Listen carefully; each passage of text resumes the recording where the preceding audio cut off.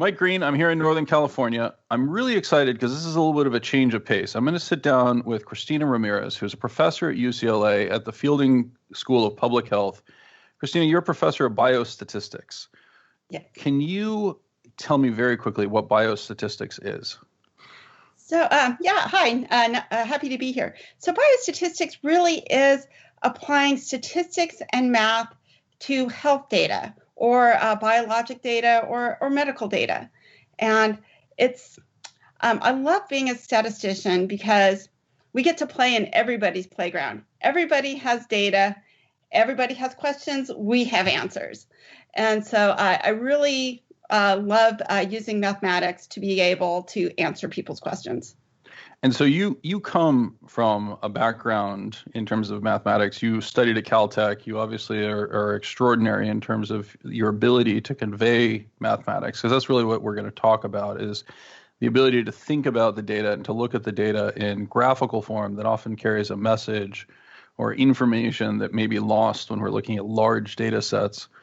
But the reason, obviously, that we're having you on is to talk about the coronavirus dynamic. And one of the reasons that this is so fascinating to me, because this is actually the first situation in which most Americans have really been exposed to a large-scale data project, right? We haven't seen something like this before. And so when you look at the data sets as they're being presented, do you think that this is a good introduction to biostatistics for most people, or do you think that there's something that is missing in the data set that maybe is not being clearly communicated?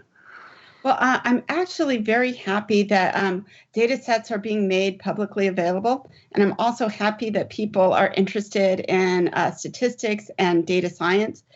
There is real power in data. Especially at first, there was real problems in accessing quality data sets. And then the New York Times and the Atlantic with the COVID tracking project, as well as 1.3 acres and various other enterprises went and made all the data publicly available, because we really like real-time data. As the coronavirus spreads, we really need to have up-to-date data to make up-to-date policy suggestions and solutions.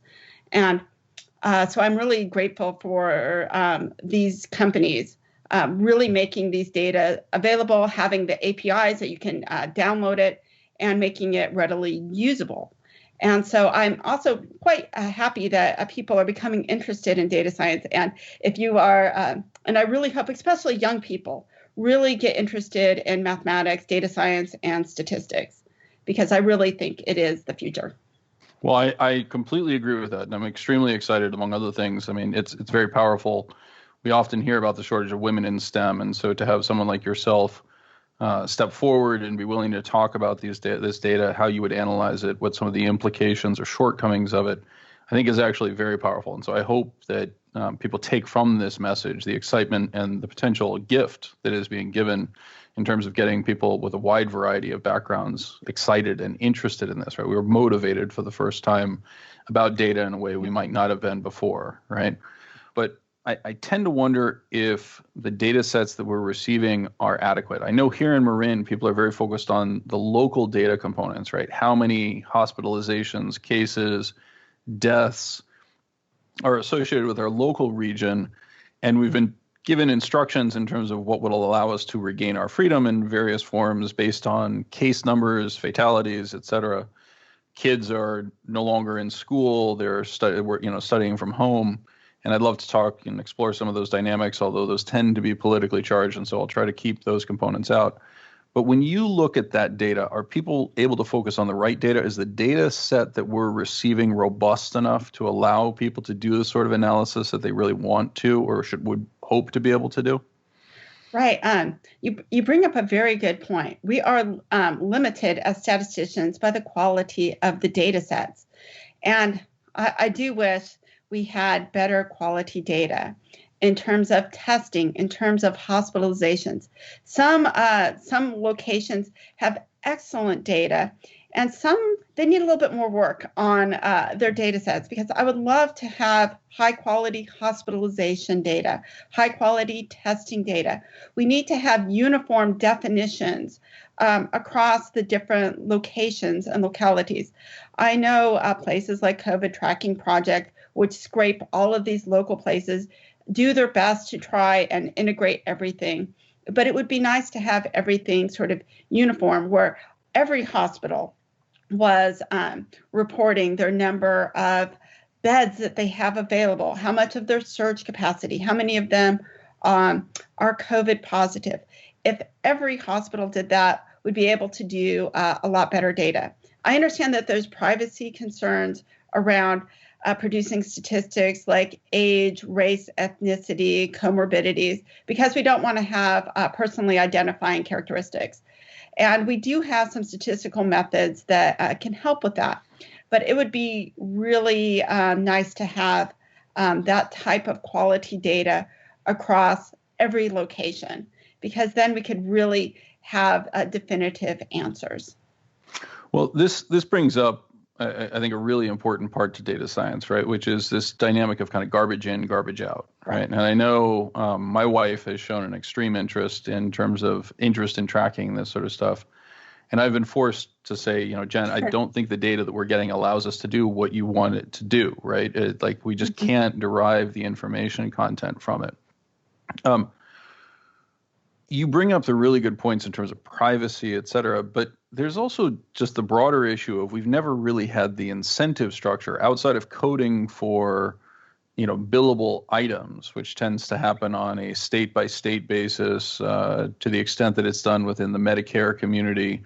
That'll have different code dynamics. But there's actually been an incentive in many ways within the healthcare community to code data in a way that is actually restrictive, right? That prevents people from analyzing a lot of this data for a variety of reasons. Does that sound right to you? Is that a fair assessment?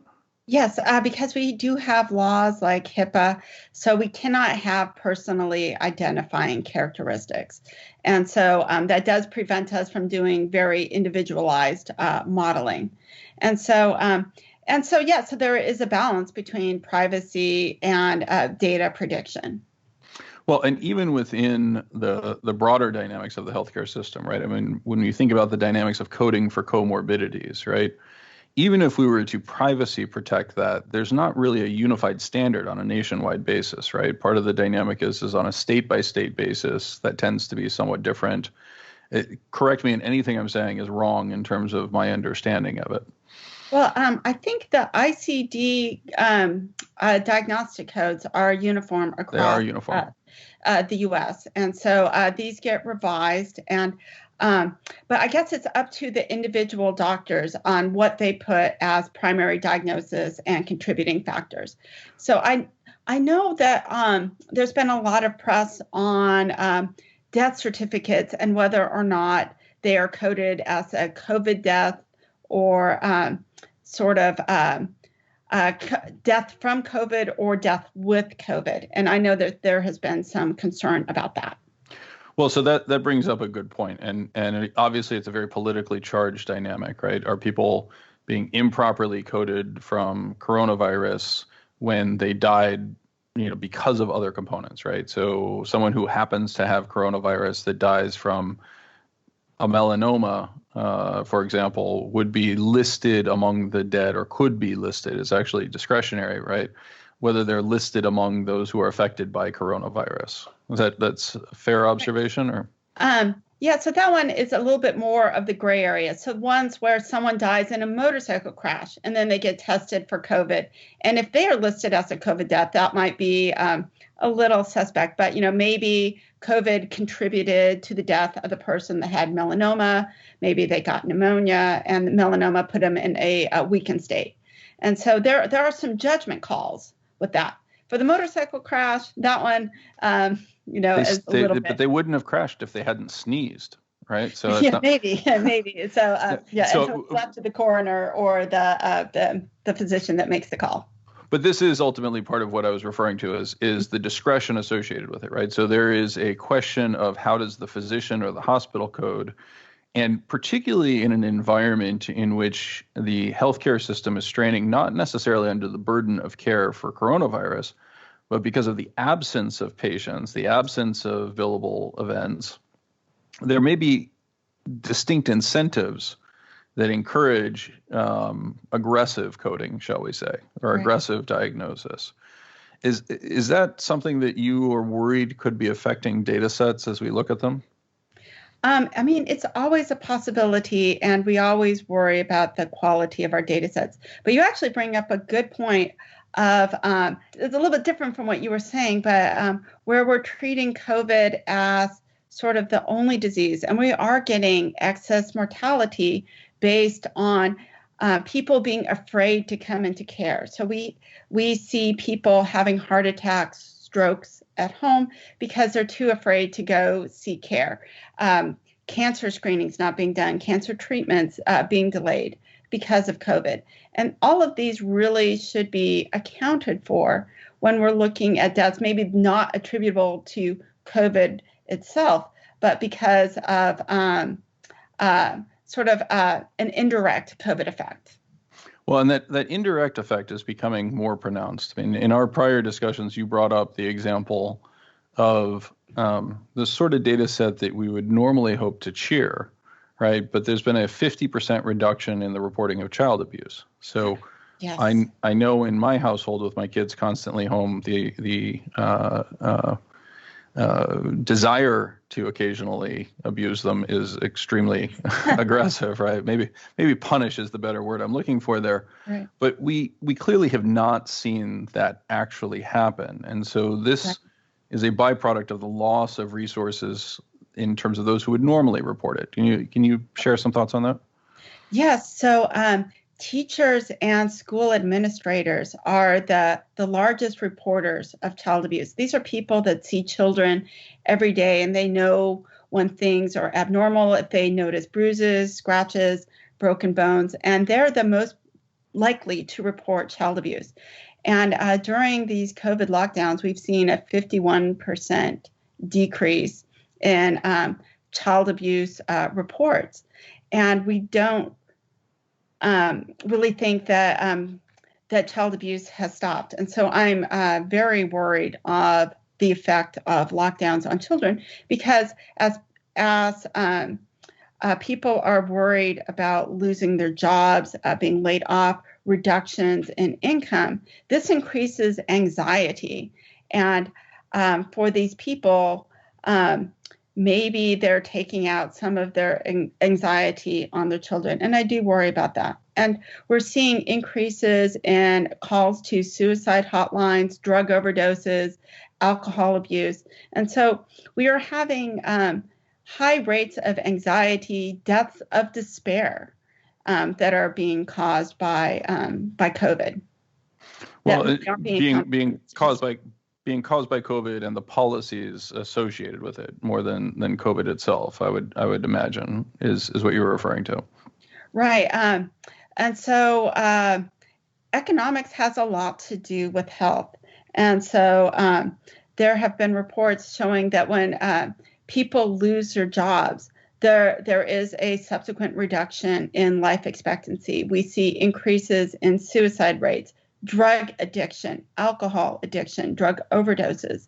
And so the suicide hotlines have increased.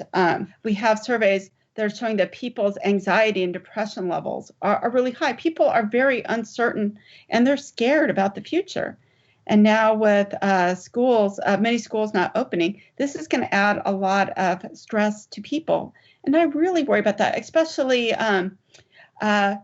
single parents.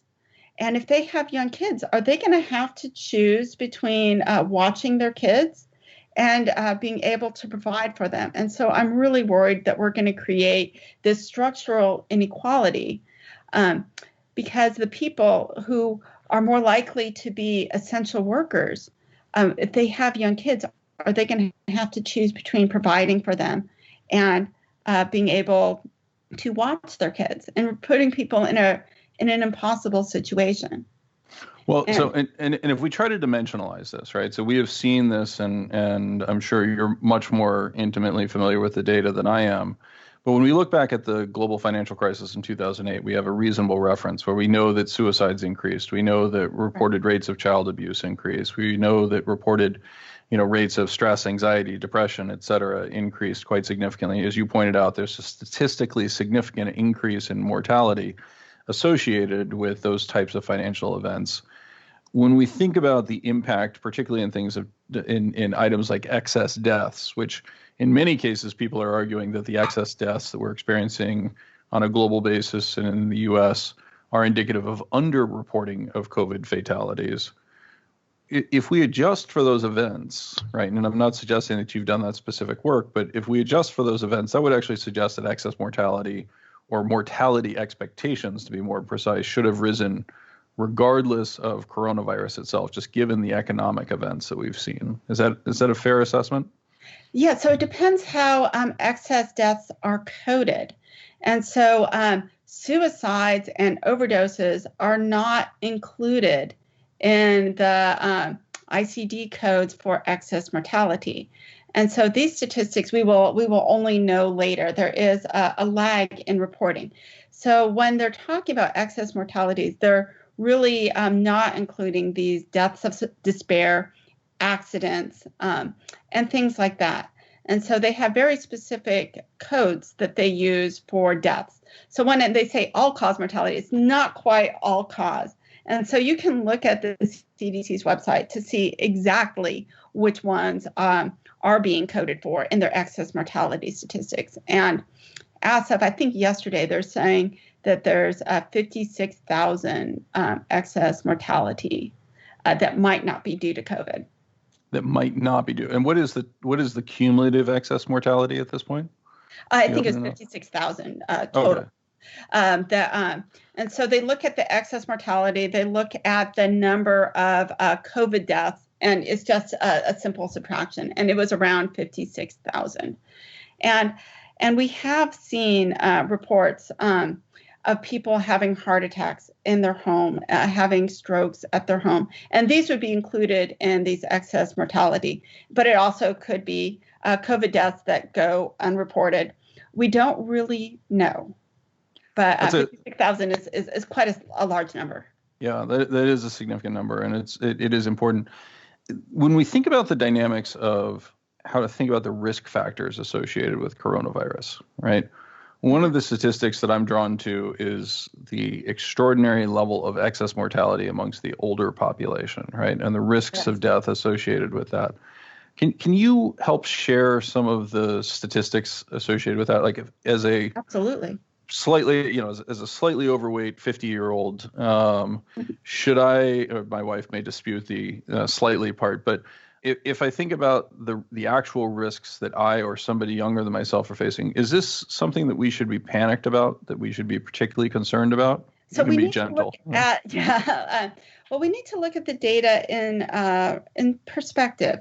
And so from the New York Times, and looking at just nursing home deaths. So nursing homes account for 8% of the cases and 41% of the deaths. And this 41% is likely a massive underestimate because not every state has reported, and the reporting requirements were not in place for nursing homes having to report COVID cases and deaths until I forget which time, but I think it was around May, where so we have had a lot of nursing home deaths that maybe weren't reported.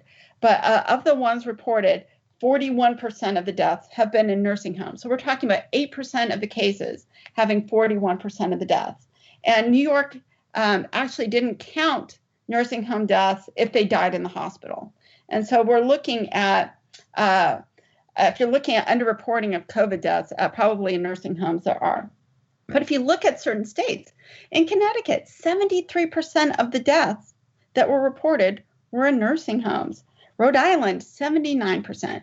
And so for people in nursing homes, the risk is very great. And I do not want to diminish that risk at all. I mean, these people have a real risk of very adverse outcomes and death due to COVID. And if you look at the CDC's age break statistics, 80% of the deaths are in people over 65. And if you look at the young people, and so if we look at kids under 14 years old, in the entirety of the U.S., we've had over 150,000 deaths due to COVID. 49 deaths total have been in children under 14 years, according to the Centers for Disease Control. We've had 185 pediatric flu deaths for the 2019-2020 flu season. 185 deaths due to flu and 49 due to COVID. So young people, in particular those under 14, really seemed, thankfully, spared from significant morbidity and mortality due to COVID. And the risks do increase with age. And so under 54 is about 5% of the deaths. And so your age one, about I'm on 5% the edge, in your age group. And so we really need to look at these risks. I don't want to minimize them. COVID is real, but the real significant risk of morbidity and mortality really increases with age and also with comorbidities. And most people have more than one comorbidity, especially as we age. It seems like we collect comorbidities, and hypertension, diabetes, obesity are real ones that we should worry even outside of COVID, just in terms of cardiovascular health. We should all worry about these comorbidities. Well, we should all be paying attention to them. But that actually brings up, you provided us with a series of some fascinating charts. I'm going to interject the first one at this point. And so one of the graphs that you provided me with is USA all states versus all countries in Europe. And when we pull that up and we look at it, to orient people on this chart, and this will be provided in the overlay, we have cases per 100,000 population on the x-axis. So this is effectively the frequency of diagnosed cases. Mm-hmm. And on the y-axis, we have deaths per 100,000. And so one of the things that jumps out, you've split here the rest of the world, basically Europe, right? So I'm sorry, in Europe, relative to U.S. states. And you mentioned New York, New Jersey, Connecticut, and I'd also add Massachusetts to this.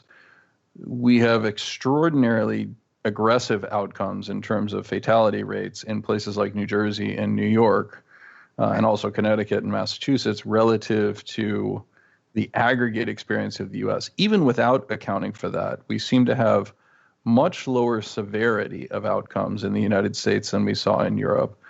And that's surprising to me because if I look at states like Alabama or Florida that seem to have experienced some of the least adverse outcomes relative to the number of cases, it surprises me because those states tend to have high levels of comorbidity, right? I would single out Alabama as one of the states that is regularly presented as among the most obese, right? Right. So do you have a hypothesis on what's happening here? Well, first, I want to explain why we look at things in the per 100,000. And that's because different places have different populations. And this is a way that we can compare them in sort of a like-to-like manner. And so it seems that the states that got hit early really suffered worse than those that were hit later. And maybe this is we've improved our ability to treat patients. Now we put patients on their stomach. I've heard it called adult tummy time. And we found that this really helps patients. So whichever clever physicians figured that out, I think that they should be credited with saving thousands of lives. And so I think early on, we wanted to put patients on ventilators. And now I think we've learned how to better treat these patients. And I really credit the hardworking doctors, scientific community, really trying to find better treatment for patients. And I think just experience matters. And maybe we have learned to better treat COVID. Because if we look at the fatality rates early on versus now, they're almost halved. I know I saw a study looking for it in LA County, and the fatality rate early on was nearly twice what it is now. And so I've seen many things sort of hypothesized, including viral attenuation. And maybe it really just is a mixture of many different things, including that we are getting better at treating people. People are coming in earlier for treatment, and catching, as with anything, if you can catch it early, you can keep it from progressing. Before we move on from that, you used the phrase viral attenuation. Perhaps you can define that for us. What does that mean? So viruses, they need us to live. And so they don't want to kill the host. And so there is this evolutionary pressure for viruses to be able to coexist with their host. And so over time, viruses tend to attenuate so that they can live with their host. Yeah, that becomes particularly important when we think about comparing outcomes for something like coronavirus, which is a novel virus into the human species, right? So when we think about that dynamic, when it first makes the transition, it would not have had the opportunity to evolve to reduce its mortality rate effectively, to increase its ability to cohabit with its host. Is that? Well, I'm going to push back on one thing, because coronavirus is novel. There are 4 circulating coronaviruses that happen every year and cause pretty much what we call the common cold. SARS-CoV-2 is the novel coronavirus. So we actually have 4 circulating coronaviruses. And if you have young kids, chances are you've had them, and they cause the common cold. And so this one is a new entry into humans, which is why we call it novel. You absolutely stand corrected in terms of the use of the general phrase coronavirus. Correct. It was a very good correction on your part. When we think about the SARS-CoV-2 and the dynamic of that being novel, though, what that actually means is that it has not had the opportunity to learn to co-evolve with its human host, right? It was originally a virus that was designed for bats or any other animal that it may have originated from. And so today we're looking at a situation where that has had it is increasingly having the opportunity to mutate and evolve to deal with the human host in a less fatal way, right? Because it is against its own self-interest to kill its host, right? We're used to thinking about pandemics in terms of the fear component in, obviously things like Ebola or Zika viruses or various other things that tend to be very frightening in terms of their dynamics. Those tend to be isolated, repeated novel viruses effectively, right? So the Ebola virus is native to various monkey populations or primate populations. Oh, they're bats. It's bats as well. Okay, thank you. Okay, so the Ebola virus is native to bats, but when we see the transmission of Ebola, we're actually seeing continued reinfection from a cross-species jump, right? It's not native in the human population in any way, shape, or form. Yeah, I am not sure if we know the natural reservoir for Ebola, but humans are definitely not the natural reservoir for Ebola. And so the epidemiologists have traced the previous Ebola outbreak to a bat. And there was believed to be bat to human transmission for Ebola. And so when we hear about an Ebola outbreak, though, that's a repeated novel transition from human or from bat to human. Then in that situation, right? This is not the spread that we're talking about with the dynamics associated with SARS-CoV-2, to use the technical term. So the Ebola dynamics seem to be a bit different than with SARS. SARS-CoV-2 seems to be much more infectious, though I don't want to make viral comparisons.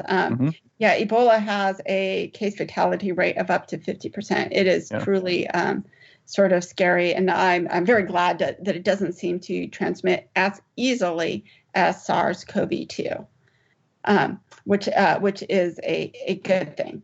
But yes, it does seem to be from a zoonotic spread, so where it jumps from an animal host to a human. And this is similar for, swine flu, avian flus when they jump species. And but back to your point with the coronaviruses. So there has been quite a few reports. There's a great paper in Cell about T cell or cross-reactive T cells from these 4 circulating regular, I guess I'll call them regular coronaviruses, showing that there's cross-reactivity of these T cells to this novel SARS-CoV-2 virus. So it's not completely novel in that it's been estimated anywhere from 20 to 50% of people have cross-reactive T cells to this novel virus. And so I'm sorry, just to interrupt for a second and to put that into language, is this is, I think, one of the challenges, and I certainly share it as well. Mm-hmm. The scientific community knows what cross-reactivity means in T cells, and the general population may not have exposure to that. But so just very quickly, T cells are used in the immune response. They're effectively the hunter cells in your body that go after the virus itself to target the virus. And so what you're saying is that the circulating characteristics of these 4 coronaviruses in the human population means that some segment of the population has a form of immunity in terms of an elevated immune response to the coronavirus, the SARS-CoV-2. When it is introduced into their system, their body is prepared to fight it already. Is that a fair characterization? So, let's back it up just a little bit. So I just want people to know I am not an immunologist, but I have read a lot of immunology papers, and I've been in infectious disease, specifically HIV, where we study T cells quite thoroughly. And so there's sort of your humoral immunity, your B cells, your antibodies. And so B is for bone marrow. And so you have these antibodies, and this is what people were talking about. These are these little sort of Y-shaped things that you see, and they attack and they attach to the virus, they neutralize it. And then you have your T cells. And people think of these more as your white blood cells. Mm-hmm. And so you have sort of different types of T cells. We look at CD4 and CD8, and so these have little markers on their cell surface, and these can be very long-lived. So antibodies can fade over time, and we are seeing that the antibody response can, for some people, wane over time, and that is actually perfectly normal. For that to happen. But your T cells, remember, and these memory T cells have long-lived memory. And this is how humans have evolved to fight pathogens. It doesn't need to always have its little soldiers, these antibodies out all the time, because the T cells can be called up. It's like, aha, I recognize that, and put the army. I think of especially the CD4 T cells, sort of like as the generals directing everybody, like, oh, here, I need you guys to mount this response and do this. And so in several studies, they looked at blood donors who had given blood before SARS-CoV-2 came around. And they looked to see, hey, I wonder if these people have T cells that could recognize SARS-CoV-2 because they're coronaviruses. And so they did the experiment and found, oh my goodness, 20 to up to 50% of people had these T cells that could, they don't directly recognize SARS-CoV-2 because it is novel, but they could mount a response. It's like, aha, you're a coronavirus, I recognize you. And so it has been hypothesized, but not proven, that perhaps these are the people that have these asymptomatic infections, or because there are people that get infected, they don't even know they were infected. And it has been hypothesized, but not proven, that perhaps these people have these cross-reactive T cells. And my own hypothesis is people that have young kids, daycare, people that work in daycares, pediatricians, because they're so constantly inundated with coronaviruses, because children, if you have young children, they always seem to have one cold or another, just year round. And so perhaps these people have these cross-reactive T cells. So, and effectively, as you said, these are like generals, or this is, I would think of it more like a village medicine man, right? Effectively, somebody who has knowledge of what to do in this situation, right?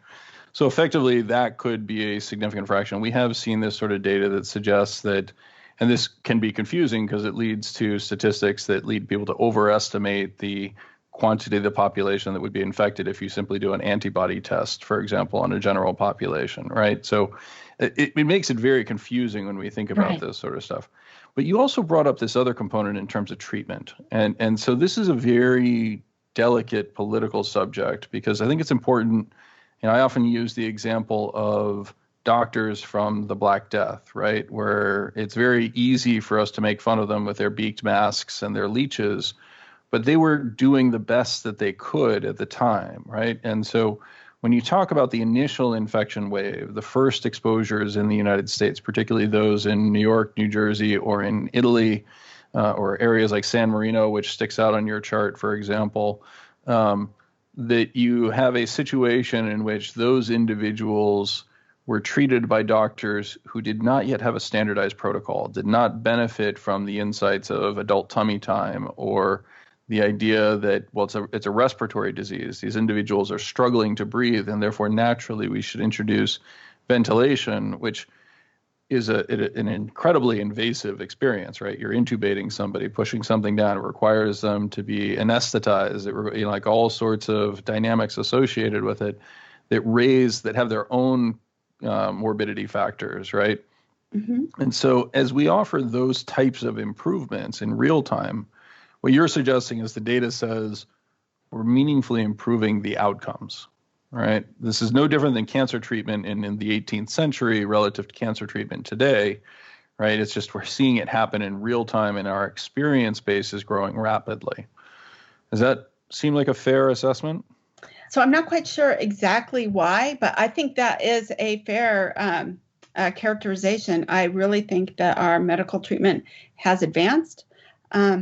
We're also finding a lot more asymptomatic people, as we are increasing our testing.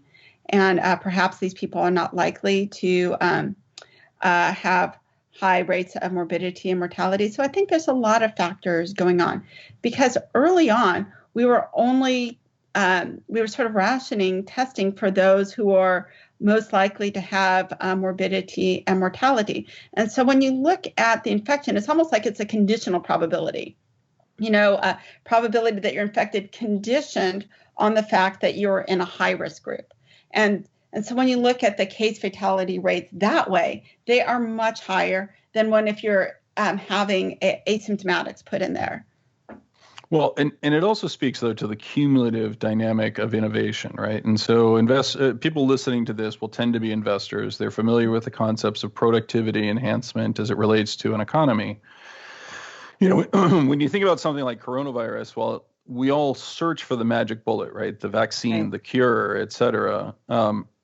Just in really simple terms, if you think about 50 innovations, each of which offer a 1% improvement, cumulatively, those activities are going to result in a roughly 40% increase of outcomes, right? Improvement of outcomes. And so that would very much fit with the data set that we're looking at here that you're showing us. Correct. Right? In other words, doctors are doing their jobs and getting better at what they do in this process. I believe so. I mean, the medical community has been amazing, and I think like we are, they're scanning the medical literature. These preprint servers are probably been blossoming so that people can get out information as fast as they can. And so, I talk with my friends who are working in hospitals, and they're communicating, like, hey, we're finding that people are having clots. Not like platelet clots, but like fibrin clots. And so they're trying blood thinners. And so it's really, medicine is moving at a very fast pace. And these doctors are working tirelessly to try and find ways to prevent patients from dying, to really treat them. And so that then brings up the second chart that I wanted to show that you shared with us, which is the USA exclusive, so without New York, New Jersey, Connecticut, Massachusetts, and you could reasonably exclude a few other states that are included in there, versus the European experience, for example, right? And so it's generally accepted that Europe was hit first and more aggressively with this. We certainly saw this in Italy, for example. But if I look at the United States and I compare those two lines now, right? So I've taken out those states that had the initial wave of infections that, not fully understanding the ramifications of what they were dealing with, chose to send infected individuals into nursing homes, which you highlight as a significantly vulnerable population.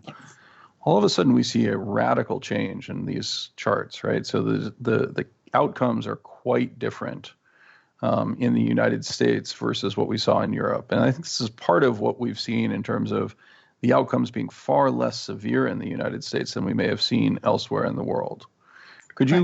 Does that feel right to you, that's a reasonable way to look at this? Yeah. So somebody asked me a question. I'm like, oh, we have the data. This is a testable hypothesis. And as statisticians, we really like to test hypotheses. And so I just pulled the data from COVID Tracking Project and also for the European Centers for Disease Control, because they make their data very accessible. You can download it. And I like to make my code available for anybody that wants to do these type of analyses. And so remember that some of our states are as large or even larger than some of these countries. And so I'm like, well, let's not look at the U.S. as a whole, because if you think about it, we're sort of like 50 different countries, at least in terms of population, but also just demographics and everything else. So I'm like, okay, let's look at the U.S. and let's just look at the countries in Europe.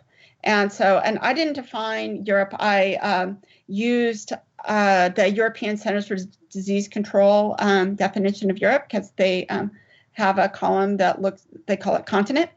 And just plotted death per 100 versus cases per 100, and just did a very simple regression. And yes, there is some heteroscedasticity in Europe, but that just means that we don't have the minimum variance estimator, but the slope coefficient is unbiased. And so when you look at these, even though the variance might be not quite correct, at least for Europe, which tend to have a bit more heteroscedasticity, because some of them, like Isle of Man, there's just very few people, very few cases. So in there, but the regression lines are an unbiased, or the regression coefficient is an unbiased estimate. And when I put in a dummy variable for Europe versus EU, it is significant. So when I think about a couple of the terms you used there, so just very quickly, heteroscedasticity, can you explain that for our listeners? Of course. That means non-constant variance. And so when you see things that get, when you look sort of at the residuals, you can see that as cases increase, the residuals, which is sort of, you think about it, the distance from the regression line to the point, gets higher. And so we don't really have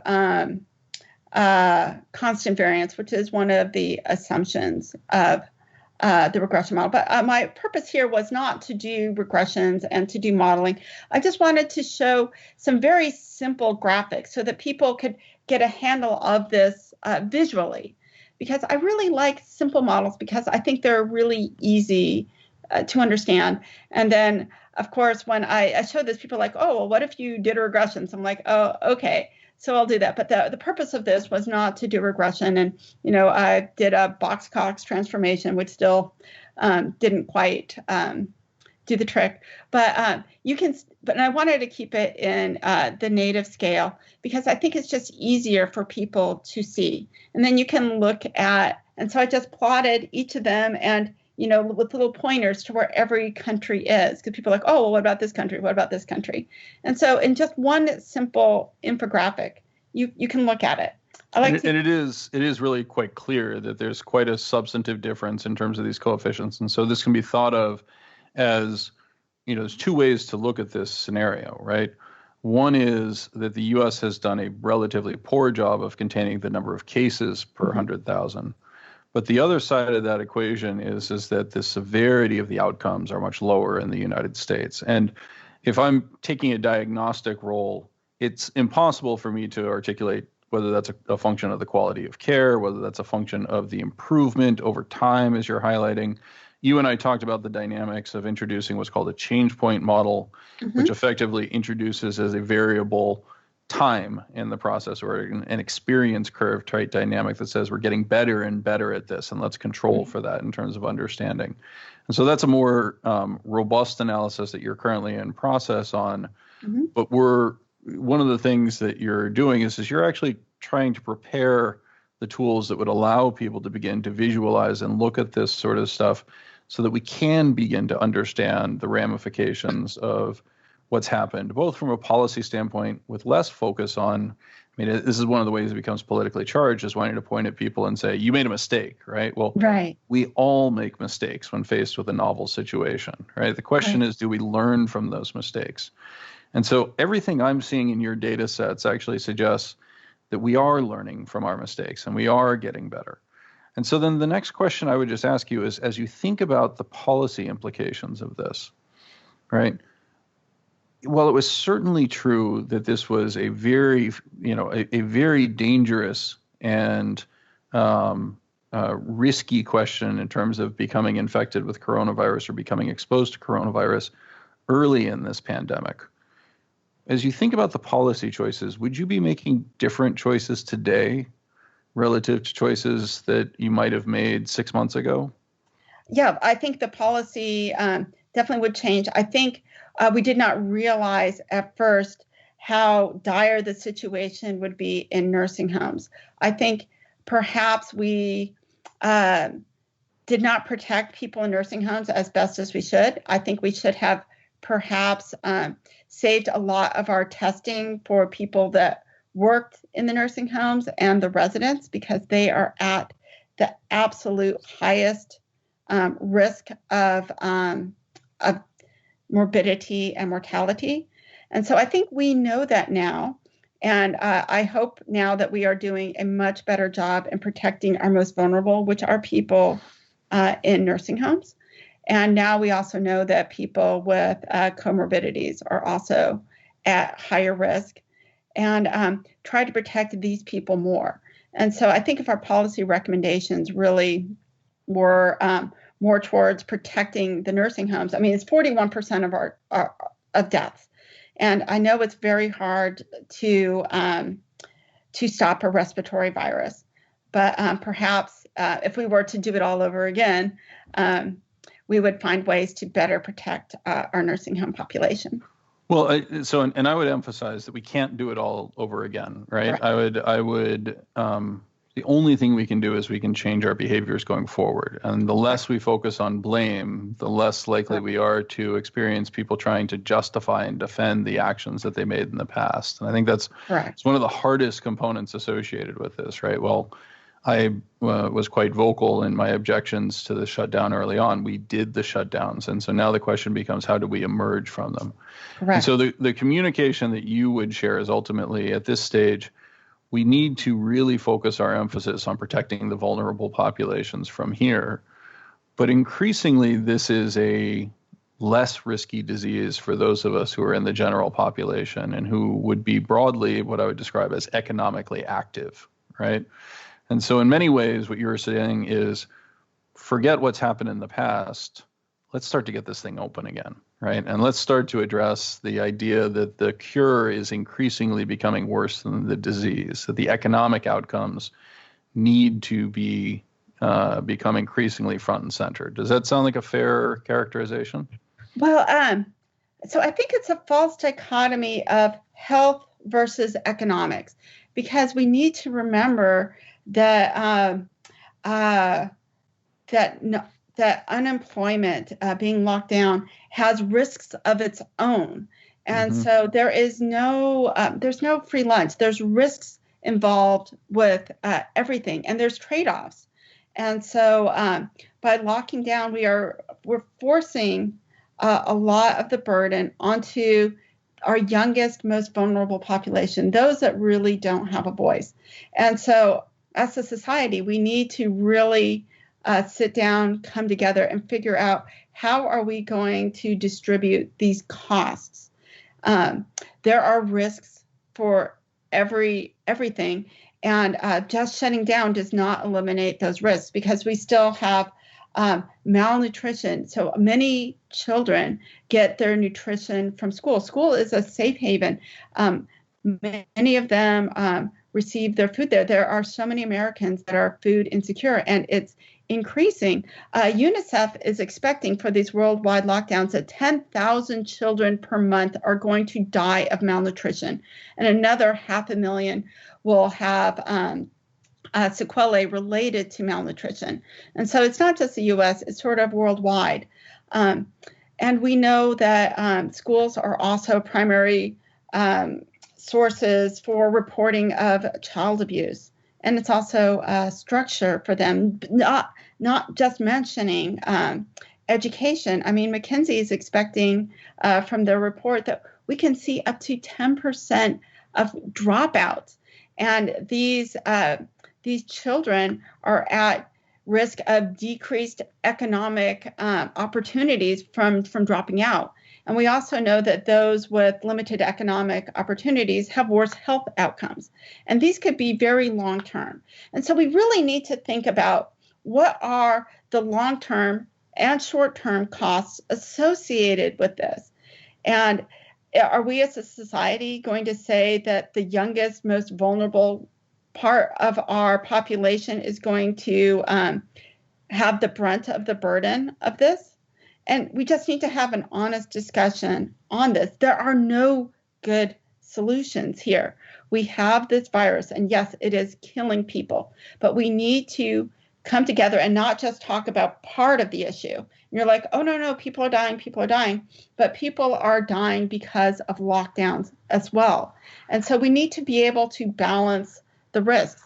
People that have comorbidities, that are at high risk, they should be protected, but we have to look at how we can balance the risk for everybody, because right now it is not being borne equally. Well, so I would actually suggest that, unfortunately, what we're seeing with our reaction function, right, the policies that we have enacted, that we are increasingly unwilling to back away from, I would argue, for what appear to be increasingly political reasons. We've effectively shifted the burden from those who are most vulnerable from a health standpoint to, as you're highlighting, those who are most vulnerable from an economic standpoint, right? And as you're correctly pointing out, the two are not mutually exclusive. Poor economic outcomes lead to long-term poor health outcomes for many of those most affected, right? Sure. So as we look forward, and we're beginning to run out of time here, you are generously beginning to put forward tools that can be used by individuals to review the data sets and to see them in a more visual framework. Where could people gain access to those tools as they are developed, and to monitor the development of those tools? I need to put it on my GitHub repository. So right now it lives on my computer, and I was developing a Shiny app, and I will get you the website. I've been so busy that it's hard for me to, I can do these tools, but just to make them more publicly available, but on GitHub for sure. And well, you had mentioned to me that you were going to take advantage of one of the most parentally vulnerable, your 13-year-old son, to try to get this into an app for you. So speaking for the Real Vision viewers, I would encourage him to get to his homework and get this up and ready for us. We'd very much appreciate it. In terms of a link to GitHub, ultimately you can provide that with us. We'll make that available to our viewers. And I just, speaking as a member of the public and somebody who has been following this in terms of process, I really appreciate you taking the time and effort to educate us. One of the challenges, I think, and it was clear in this conversation, that often scientists and lay people speak in terms that are difficult to cross, the borders, and so cross the barrier between the two of us. One of the things that I would like to close with is actually a discussion that we brought up earlier, this idea of women in STEM and minorities in STEM. And you actually represent both populations. And so as you were sharing with me, your grandfather was a first generation, likely illegal immigrant from Mexico to the United States. Can you share a little bit of that story? Because I think it's actually quite powerful to think of in this context. Yes. So my grandfather came to this country. He didn't know how to read or write, and taught himself English. And my grandmother also did not have an education. They made their way to the south side of Chicago, where my grandfather worked in the steel mill for his whole life. And he was a registered alien. So he did register and had his green card. And they really saw education as the way out. And so my father took chalk spray paint and made his bedroom, which he shared with his four brothers, into a chalkboard because paper was expensive, and really stressed education. And my father became a theoretical nuclear physicist, and he's retired now, and now he actually runs a woodworking school, the Southwest School of Woodworking in Phoenix, because his grandparents and his father were woodworkers as well as a hobby, and he feels it's a lost art. So he is keeping that there, but he instilled in my sisters and I just education, and really instilled in me a love of math, and that I'm trying to instill it in my kids, because and actually in any young kid, I really encourage young people to really learn math. It's a beautiful language.